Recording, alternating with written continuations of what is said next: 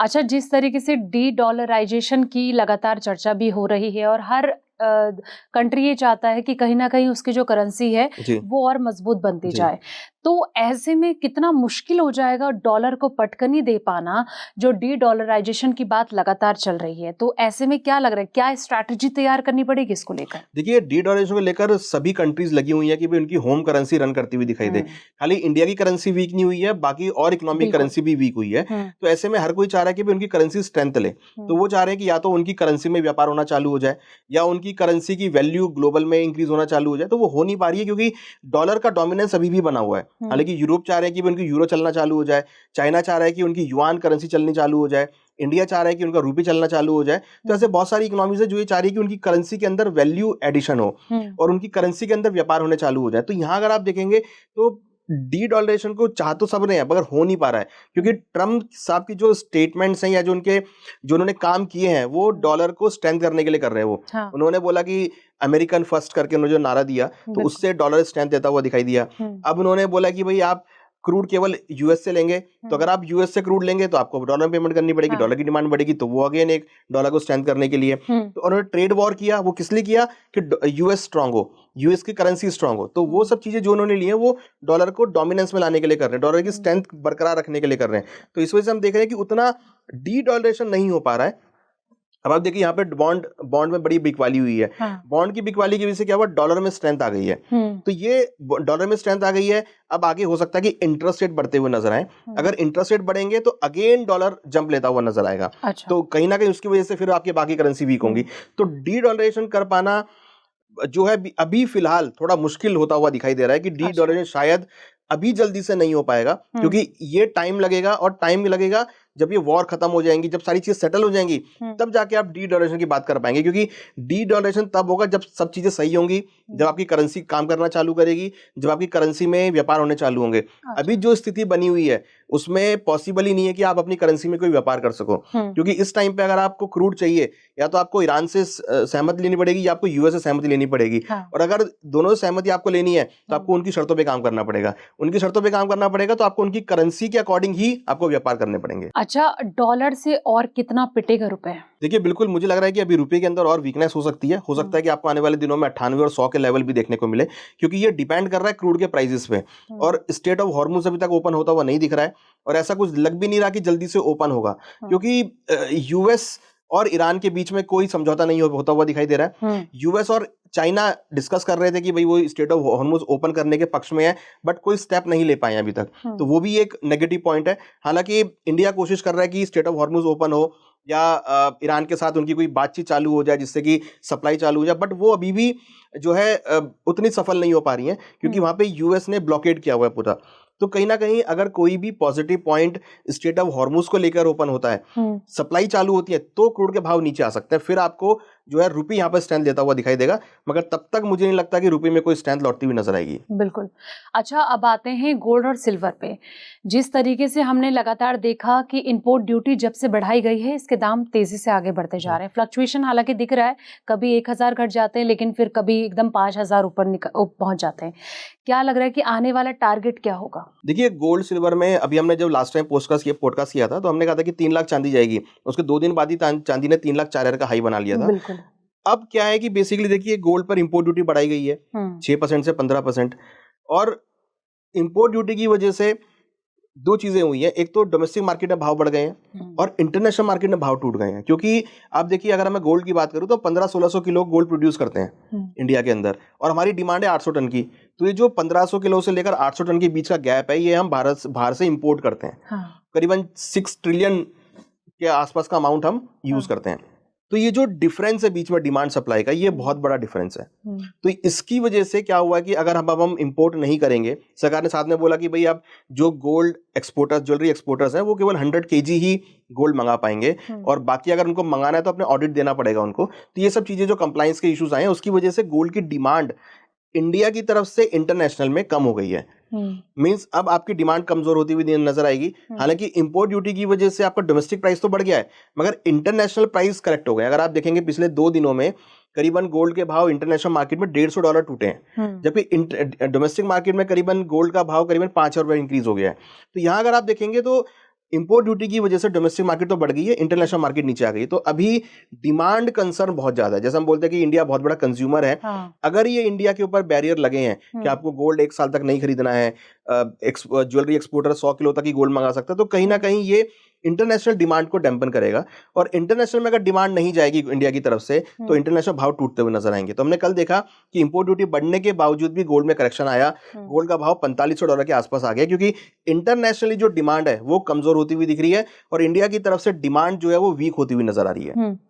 अनुज जी, silver और gold आने वाले वक्त में क्या गिरते हुए नजर आएंगे या सिर्फ बढ़ते हुए नजर आ सकते हैं? देखिए, अगर मैं शॉर्ट टर्म की बात करूं तो डेफिनेटली मुझे लगता है कि करेक्शन यहाँ पर आ सकती है, क्योंकि जो बॉन्ड में सेलिंग हुई है, इंटरेस्ट रेट बढ़ाने की बात चल रही है। अब अगर आप देखेंगे फेड मीटर की अगर आप बात करेंगे तो 60% कंसेशन हो गया है कि आगे इंटरेस्ट रेट बढ़ सकते हैं। तो ये इंटरेस्ट रेट अगर बढ़ते हैं तो वो गोल्ड के लिए नेगेटिव होगा। तो अगर हम शॉर्ट टर्म की बात करें, डेफिनेटली गोल्ड में गिरावट आ सकती है और हो सकता है कि गोल्ड आपको $4400 या $4200 तक भी देखने को मिल सकता है। चांदी हो सकता है कि आपको 70 से लेकर $65 भी दिखा सकती है। तो गोल्ड सिल्वर में गिरावट आ सकती है। बट हाँ, अगर आप एक लॉन्ग टर्म विजन लेके चल रहे हैं, जैसे कि हमने लास्ट टाइम भी डिस्कस किया कि भाई 3 से 5 साल आप व्यू बना के चल रहे हैं, कोई गिरावट पे अगर आप खरीदारी कर रहे हैं, तो ये जो गिरावट आएंगी वो अपॉर्चुनिटी की बाइंग करने के लिए। तो अगर आप एक लॉन्ग टर्म व्यू बना के चल रहे हैं और आपको लगता है कि आपको गिरावट पे बाय करनी है, तो ये जो डिप्स आएंगे ना, ये एक्यूमुलेशन के टाइम के होंगे, जहां पर आप ऐड करके चल सकते हैं। बट फिलहाल शॉर्ट टर्म में जो भी डेवलपमेंट्स अभी हुए हैं उनको मद्देनजर रखते हुए मुझे लगता है कि गोल्ड सिल्वर में आपको शॉर्ट टर्म में गिरावट देखने को मिल सकती है। अच्छा, चांदी क्या लग रहा है कि एक बार फिर से गोल्ड को बीट करती हुई नजर आ सकती है आने वाले टाइम में? देखिए, अगर हम 1 साल की बात करें तो मुझे लगता नहीं है कि कोई ज्यादा बड़ा मूव आपको गोल्ड सिल्वर में देखने को मिलेगा। अपसाइड में ऑलरेडी मूव आ चुके हैं। और देखिए, अगर मैं बात करूं इंडियन ट्रेडिशन को लेके, तो अब आगे मॉनसून का टाइम है। IMD के अनुसार मॉनसून भी स्टेबल आने वाला है, कुछ ज्यादा अच्छा मॉनसून आने वाला नहीं है। अच्छा। तो अगर मॉनसून अच्छा नहीं आया तो चांदी की डिमांड गिरती है, क्योंकि मॉनसून अच्छा आने के बाद जनरली गोल्ड सिल्वर में किसान लोग लेते हैं, या जब उनकी फसल बिकती है तो वो एक ट्रेडिशन है खरीदारी करने का, तो खरीदारी करते हैं। तो अगर मॉनसून सही नहीं आया तो हो सकता है कि गोल्ड सिल्वर में आपको डिमांड कमजोर होती हुई नजर आए। उसके बाद प्राइस ऑलरेडी इंक्रीज हो चुके हैं और जो हम इंटरनेशनल मार्केट देख रहे हैं वो वहां पे करेक्ट होती हुई दिखाई दे रही है। और आने वाले 2-3 महीनों में आपको इंटरेस्ट रेट का भी क्लैरिटी आती हुई दिखाई देगी, क्योंकि इंटरेस्ट रेट अभी कट होने वाले नहीं है। अच्छा। क्योंकि जो जियोपॉलिटिकल टेंशन चल रही है, जो US ईरान के बीच कन्फ्लिक्ट है, वो अभी लंबा चलने वाला है। हाँ, वो खत्म होने वाला नहीं है। अगर ये लंबा चलेगा तो क्रूड के भाव बढ़ेंगे और क्रूड हमें लग रहा है कि $130 $150 तक जा सकता है। तो अगर ये क्रूड इतना ऊपर गया तो कहीं ना कहीं जो आपका इन्फ्लेशन है वो बहुत बढ़ जाएगा। जो हमने लेटेस्ट US के डेटा में भी देखा है कि US के डेटा में इन्फ्लेशन बहुत बढ़कर आया है। तो अगर ये इन्फ्लेशन बढ़ गया तो फिर आपको कहीं ना कहीं मॉनेटरी टाइटनिंग करनी पड़ेगी और इंटरेस्ट रेट बढ़ाने पड़ेंगे। इंटरेस्ट रेट बढ़ेंगे तो गोल्ड सिल्वर में गिरावट आएगी। अच्छा, जिस तरीके से आप कह रहे हैं कि कहीं ना कहीं आने वाले वक्त में इन्फ्लेशन बहुत तेजी से बढ़ सकता है अगर वॉर वाली सिचुएशन नहीं रुकती है, तो चाइना देखिए अब अंदर ही अंदर बड़ी स्ट्रैटेजी तैयार कर रहा है, कहीं ना कहीं बहुत तेजी से वो गोल्ड बाय कर रहा है।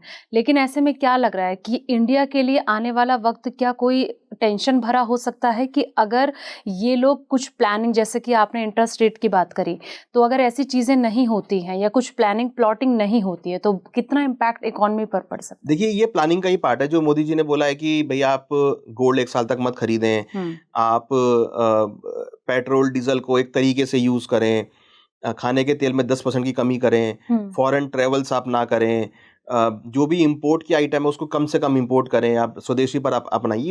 ये सब प्लानिंग का पार्ट है। क्योंकि देखिए, जितना हम इंपोर्ट करेंगे उतना ही हमको फॉरेन रिजर्व देना पड़ेगा। तो फॉरेन रिजर्व देंगे तो फिर हमारे पास जो क्रूड के लिए अमाउंट है वो नहीं बच पाएगा।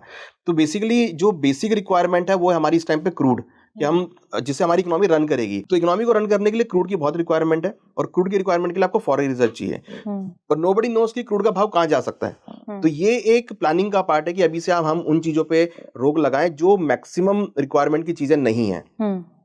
जो रिक्वायरमेंट की चीज नहीं है हम उनको इंपोर्ट नहीं करेंगे तो हमारी फॉरेन रिजर्व बचेगा। तो जो हमारी रिक्वायरमेंट की चीजें हैं हम उन पे उस पर खर्च करेंगे, जो रिक्वायरमेंट की चीज नहीं है हम उस पर खर्च नहीं करेंगे। क्योंकि गोल्ड रिक्वायरमेंट का आइटम नहीं है। अगर आप देखेंगे तो अगर गोल्ड नहीं है किसी के पास तो वो इजीली सर्वाइव कर सकता है। गोल्ड लेके सर्वाइव करना वो एक क्वेश्चन नहीं है, मींस वो रिक्वायरमेंट नहीं है बेसिकली। उसके अलावा आपके बहुत सारी रिक्वायरमेंट है, आपको खाने के लिए चाहिए, खाने का तेल आपको चाहिए, अगर फॉरेन रिजर्व बचेगा तो हम खाने का तेल भी मंगा सकते हैं, हमें पेट्रोल डीजल चाहिए गाड़ी जाने के लिए, जॉब जाने के लिए, ऑफिस जाने के लिए, बिजनेस चलाने के लिए, फैक्ट्री चलाने के लिए, वो सब हमें एनर्जी सेगमेंट चाहिए। तो एनर्जी को हमको कंज्यूम करना, एनर्जी हमको चाहिए, तो उसके लिए हमको फॉरेन रिजर्व पे डिपेंड होना पड़ेगा, क्योंकि हम क्रूड ऑलमोस्ट 80% बाहर से इंपोर्ट करते हैं। हाँ, और कहीं ना कहीं मुझे ऐसा लगता है ना कि जिस तरीके से आपने कहा कि क्रूड के जो दाम है वो आने वाले वक्त में अगर बढ़ जाते हैं तो फिर क्या लग रहा है कि फिर क्या सिचुएशन देखने को मिल सकती है? क्या जो गोल्ड हमने देखा था कि पिछले कुछ टाइम पहले जब पिट रहा था तो उसी तरीके से और ज्यादा पिट सकता है? देखिए बिल्कुल, अगर क्रूड के भाव बढ़ गए, इन्फ्लेशन अगर इंक्रीज हो गया, तो डेफिनेटली सेंट्रल बैंक्स को इंटरेस्ट रेट बढ़ाने पड़ेंगे। अभी हमने देखा है कि बैंक ऑफ जापान भी कोशिश कर रहा है इंटरेस्ट रेट बढ़ाने के लिए। उनकी तरफ से स्टेटमेंट आ रहा है कि वो अब इंटरेस्ट रेट बढ़ाएंगे। यूरोपियन सेंट्रल बैंक्स जो है वो भी इंटरेस्ट रेट बढ़ाने की बात कर रहे हैं, प्लस बैंक ऑफ इंग्लैंड है वो भी इंटरेस्ट रेट बढ़ाने की बात कर रहा है। फेडरल रिजर्व ऑलरेडी कह रहा है कि 60% कंसेशन उनके पास आ रहा है कि इंटरेस्ट रेट बढ़ा सकते हैं। तो इट मीन्स कि सभी सेंट्रल बैंक ये सोच रहे हैं कि इंटरेस्ट रेट बढ़ाए जाएं। अगर इंटरेस्ट रेट बढ़ने स्टार्ट हुए तो आपका जो पैसा है वो गोल्ड सिल्वर से निकलता हुआ आपका बैंक में जाना चालू हो जाएगा इन्फ्लेशन को कंट्रोल करने के लिए। तो उसकी वजह से क्या होगा कि कहीं ना कहीं गोल्ड सिल्वर में गिरावट देखने को मिलेगी। तो मुझे लगता नहीं है कि जल्दी ही कोई बड़ा जंप आपको गोल्ड सिल्वर में देखने को मिलेगा।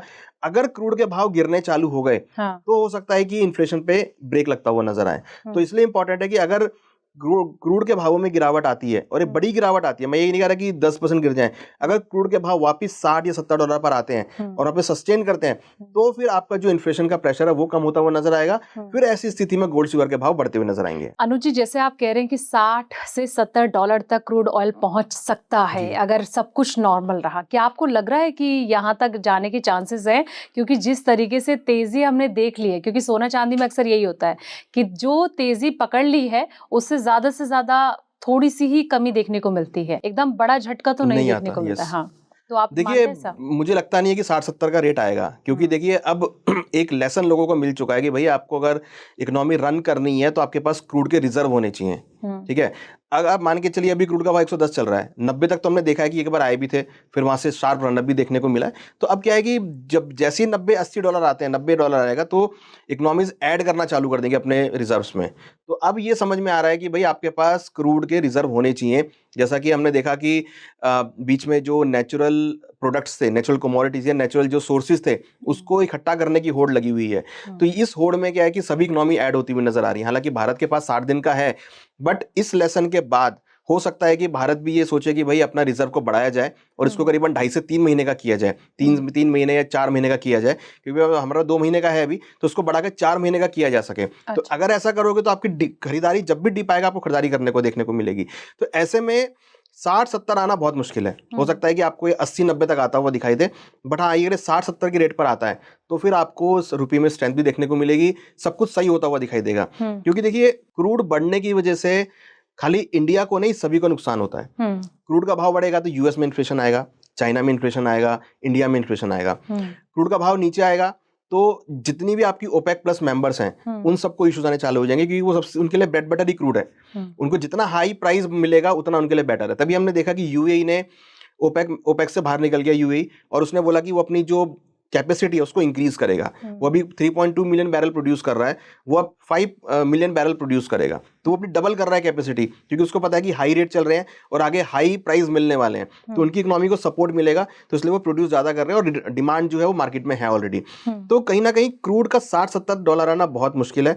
अगर आ जाते हैं तो ये मान के चलिए कि ये इंडिया के लिए बहुत गोल्डन चांस होगा, जहां पर आपका रुपये भी स्ट्रेंथ लेगा, इकोनॉमी भी ग्रो करेगी और बाकी एसेट क्लास भी आपकी ग्रो करती हुई नजर आएंगी। डी डॉलराइजेशन की जो स्ट्रैटेजी है कहीं ना कहीं वो फीकी पड़ती जो नजर आ रही है। ऐसे में डॉलर को पटकनी दे पाना कितना ज्यादा इम्पॉसिबल होगा कि अगर कोई स्ट्रैटेजी तैयार नहीं की गई, कोई स्ट्रेंथ तैयार नहीं की गई। देखिए बहुत मुश्किल है डॉलर डीवैल्यूएशन में डॉलर को पटकनी देना, क्योंकि ट्रम्प को ये समझ में आ गया है कि भाई पूरी दुनिया किस पे डिपेंड है। उनको पता है पूरी दुनिया तेल के ऊपर डिपेंड है। और वो तेल को ही होल्ड करते हुए चल रहे हैं। उन्होंने वेनेजुएला के को अटैक में कैप्ट कर लिया।